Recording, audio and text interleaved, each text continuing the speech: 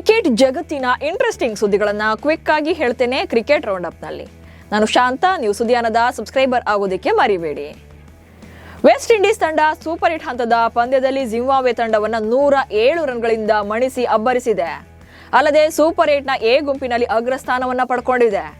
Windies ತಂಡ 20 ಓವರ್ಗಳಲ್ಲಿ 6 wicket ನಷ್ಟಕ್ಕೆ 254 ರನ್ಗಳನ್ನು ಕಲೆ ಹಾಕಿತ್ತು. ಈ ಗುರಿ ಬೆನ್ನಟ್ಟಿದಂತ ಜಿಂಬಾಬ್ವೆ ತಂಡ 147 ರನ್ಗಳಿಗೆ ಆಲ್ಔಟ್ ಆಗಿ ಹೀನಾಯವಾಗಿ ಸೋಲನ್ನ ಕಂಡಿದೆ. ಜಿಂಬಾಬ್ವೆ ವಿರುದ್ಧದ ಪಂದ್ಯದಲ್ಲಿ ಶಿಮ್ರಾನ್ ಹೆಟ್ಮೇಯರ್ ಬ್ಯಾಟ್ನಿಂದ 7 ಸಿಕ್ಸರ್ಗಳು ಬಂದಿವೆ. ಮುಂಬೈನ ವಾಂಖೆಡೆ ಸ್ಟೇಡಿಯಂನಲ್ಲಿ ನಡೆದ ಈ ಪಂದ್ಯದಲ್ಲಿ 3ನೇ ಕ್ರಮಾಂಕದಲ್ಲಿ ಕಣಕ್ಕಿಳಿದ ಶಿಮ್ರಾನ್ ಕೇವಲ 34 ಎಸೆತಗಳಲ್ಲಿ 7 ಭರ್ಜರಿ ಸಿಕ್ಸ್ ಹಾಗೆ 7 ಫೋರ್ಗಳೊಂದಿಗೆ 85 ರನ್ ಬಾರಿಸಿದ್ದಾರೆ. ಈ ವಿಶ್ವಕಪ್ನಲ್ಲಿ ಕಳೆದ 5 ಪಂದ್ಯಗಳಲ್ಲಿ ಬ್ಯಾಟ್ ಬೀಸಿರುವಂತಹ ಹೆಟ್ಮೇಯರ್ 17 ಸಿಕ್ಸರ್ಗಳನ್ನು ಸಿಡಿಸಿದ್ದಾರೆ.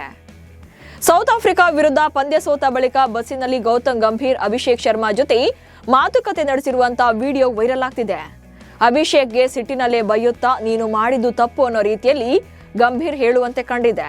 ಇದಕ್ಕೆ ಸಾಕಷ್ಟು ಜನ ಕಮೆಂಟ್ಗಳನ್ನು ಹಾಕ್ತಿದ್ದಾರೆ. ನೀವು ಏನನ್ನ ಹೇಳಬೇಕು ಅನ್ಕೊಂಡಿದ್ದೀರೋ ಅದನ್ನ 4 ಗೋಡೆಗಳ ಮಧ್ಯೆ ಹೇಳಿ, ಕ್ಯಾಮ್ರಾದ ಮುಂದೆ ಶೋ ಕೊಡೋದು ಬೇಡ ಎಂದಿದ್ದಾರೆ. ಗೌತಮ್ ಗಂಭೀರ್ ಮೇಲೆ ಮಾಜಿ ಕ್ರಿಕೆಟಿಗ ಮೊಹಮ್ಮದ್ ಕೈಫ್ ಕಿಡಿಕಾರಿದ್ದಾರೆ. ನೀವು ಹಳೆಯ ಗೆಲುವನ್ನ ನಮ್ಮ ಗೆಲುವು ಅಂತ ಹೇಳ್ತಾ ಇದ್ದೀರಿ, ಆದ್ರೆ ಆ ದಾಖಲೆ ಬರೆದಾಗ ಬೇರೆ ಟೀಮ್ ಮ್ಯಾನೇಜ್ಮೆಂಟ್ ಇತ್ತು. ಅಲ್ಲಿ ರಾಹುಲ್ ದ್ರಾವಿಡ್ ಮತ್ತು ರೋಹಿತ್ ಶರ್ಮಾ ಇದ್ರು. ಸೂರ್ಯಕುಮಾರ್ ಯಾದವ್ ಮತ್ತು ಗಂಭೀರ್ಗೆ ಈ ವಿಶ್ವಕಪ್ ಟೂರ್ನಿಯಲ್ಲಿ ಯಾವುದೇ ಪಾತ್ರ ಇರಲಿಲ್ಲ. ಇದನ್ನ ಗಮನದಲ್ಲಿಡಿ. ನೀವು ಹೇಳ್ತಾ ಇರುವಂತಹ ದಾಖಲೆ ಯಾರೋ ಬೇರೆಯವರು ಬರೆದಿದ್ದು ಅಂತ ಕೈಫ್ ಕಿಡಿಕಾರಿದ್ದಾರೆ. ಭಾರತ ವಿರುದ್ಧದ ಸೋಲನ್ನ ಪಾಕಿಸ್ತಾನ ಸಂಭ್ರಮಿಸ್ತಾ ಇದೆ. ಈ ಬಗ್ಗೆ ಮಾತನಾಡಿರುವಂತಹ ಪಾಕಿಸ್ತಾನದ ಮಾಜಿ ಸ್ಪಿನ್ನರ್ ಸಕ್ಲೈನ್ ಮುಷ್ತಾಕ್, ದಕ್ಷಿಣ ಆಫ್ರಿಕಾದ ಪ್ರತಿಯೊಂದು ತಂಡ ಕೂಡ ಇವತ್ತು ಫಲ ನೀಡಿದೆ. ಅವರು ಭಾರತವನ್ನ ಹೆಮ್ಮೆಯ ಶಿಖರದಿಂದ ಕೆಳಕ್ಕೆ ಎಳೆದು ತಂದಿದ್ದಾರೆ. ಪ್ರಾಮಾಣಿಕವಾಗಿ ಹೇಳಬೇಕು ಅಂದ್ರೆ ವಿಶ್ವದ ನಂಬರ್ 1 ತಂಡವಾದ ಭಾರತವನ್ನ ಹರಿಣಗಳು ಅಕ್ಷರಶಃ ಅವಮಾನ ಮಾಡಿದ್ದಾರೆ. ಹಾಗೆ ಭಾರತದ ಅಹಂಕಾರವನ್ನೆಲ್ಲ ದಕ್ಷಿಣ ಆಫ್ರಿಕಾ ಮಣ್ಣು ಪಾಲು ಮಾಡಿದೆ ಎಂದಿದ್ದಾರೆ. ಜಿಂಬಾಬ್ವೆ ವಿರುದ್ಧದ ಪಂದ್ಯಕ್ಕೆ ಭಾರತದ ಪ್ಲೇಯಿಂಗ್ 11 ನಲ್ಲಿ ಸುನಿಲ್ ಗವಾಸ್ಕರ್ ಆರಿಸಿದ್ದಾರೆ. ಅಂದ್ರೆ ಅವರು ಚಾಯ್ಸ್ ಮಾಡಿದ್ದಾರೆ ಯಾರನ್ನ ಕಣಕ್ಕಿಳಿಸಬಹುದು ಅನ್ನೋದು.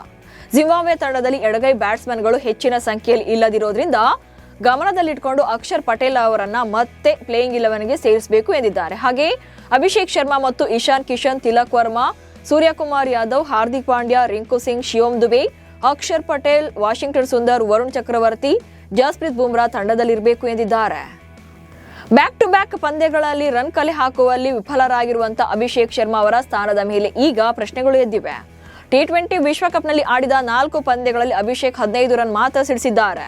ಅಭಿಷೇಕ್ ಶರ್ಮಾ ರನ್ ಕಲೆ ಹಾಕುವಲ್ಲಿ ಫೇಲ್ಯೂರ್ ಆಗ್ತಾ ಇರೋದ್ರಿಂದ ಮುಂದಿನ ಪಂದ್ಯದಲ್ಲಿ ಬೆಂಚ್ ಕಾಯ್ತಾ ಇರುವಂತಹ ಸಂಜು ಸ್ಯಾಮ್ಸನ್ ಅವರಿಗೆ ಜಾಕ್ಪಾಟ್ ಹೊಡೆಯುವಂತ ಸಾಧ್ಯತೆ ಇದೆ.